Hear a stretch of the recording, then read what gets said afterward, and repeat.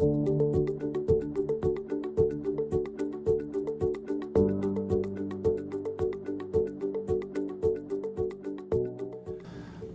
my name is Sean Copeland and I am Chairman of Regent Bank, and I'm excited to bring you another edition of Regent Elevate, and this will be our final edition in our time management discussion. And so today what I want to share with you is some thoughts on how to maintain your energy level while you're at work. If you think about it, there's really two sides to time management. One is making sure you're focused on the right thing and the right processes and prioritizing well, but it's also being productive on those priorities. So it doesn't do any good to have a top 10 list of the things you're going to accomplish today. It may be the right list. If you don't get any of them done, you haven't done a great job on time management. So how do we keep our energy level up?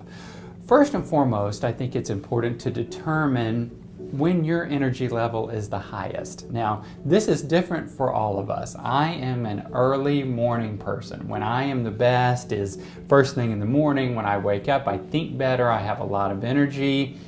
Many of my friends and employees are just the opposite. My marketing director is more of an evening. He's not a big morning person. That's okay. It doesn't matter when your energy is the best. You just need to know when that is. And the reason is we're going to plan around that, which leads us to point number two.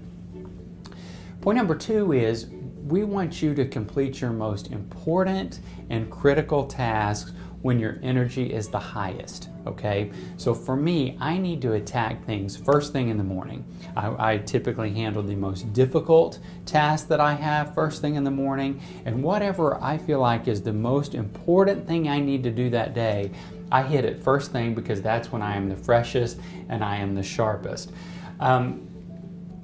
Additionally, my afternoons are not as productive. I kill it in the morning, typically have a great lunch, and in the afternoon because I start so early, I'm normally a little bit more tired. I'm just not quite as focused and productive. So in the afternoons, I typically have meetings in the afternoons, and I have more kind of busy work. So working through emails, working through my inbox, looking at reports, those types of things where my absolute best is not critical.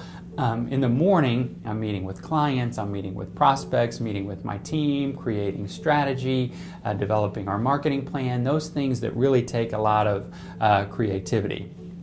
Third, we want to maximize our energy. Now, how do we do that? A lot of people will comment on the fact that I am a very high energy person. Now, a lot of that is just who I am and the fact that I love what I do, and so I'm very motivated. But I think there are some things that you can do to maximize your energy. First and foremost, you got to get plenty of sleep the night before. I've always heard and said that the workday really starts the night before. If you get to bed too late, it's going to impact your performance the next day. So you got to get a good night's sleep. You've heard me talk before about working in 2-hour bursts. So you basically work for 2 hours, really focus, take a break, get a snack, walk around. I usually spend a little bit of time in prayer and just refresh for that next 2-hour burst. And then finally, I think it's very important that when you are feeling burnout and work is not fun and your tasks just seem like drudgery, you may need to take some time off. A lot of times we can tend to get burnt out and worn out, and so people go, well, I just need to fight through. You would be much more productive if you would just take a day or half a day off to rest and relax and then come back fired up and ready to go. So let me give you an example. I'm a big morning person, so as you know, as I mentioned here before, I start the day with planning, but typically I keep 8 to 10 a.m. open in the mornings to focus on critical issues and things that I want to get done. So I don't normally have meetings before 10 o'clock in the morning.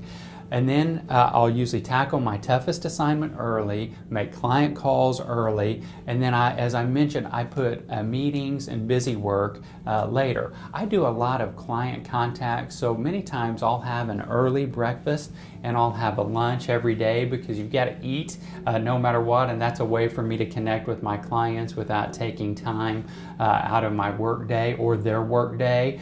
So I think it's just very, very important to manage your energy level so you're getting the most out of your day, and again, so that you're ending the day not exhausted, not worn out, so there will be something left for your family when you get home. So this will conclude our time management session. Thank you so much for joining us. Next week, we're going to start a new series on leaving a legacy, and I'm very excited to share with you some research that I have read and that I have done on some things that you and I can do to improve our chances of leaving a legacy that we can be proud of. So thank you so much for joining us, and we'll see you next week.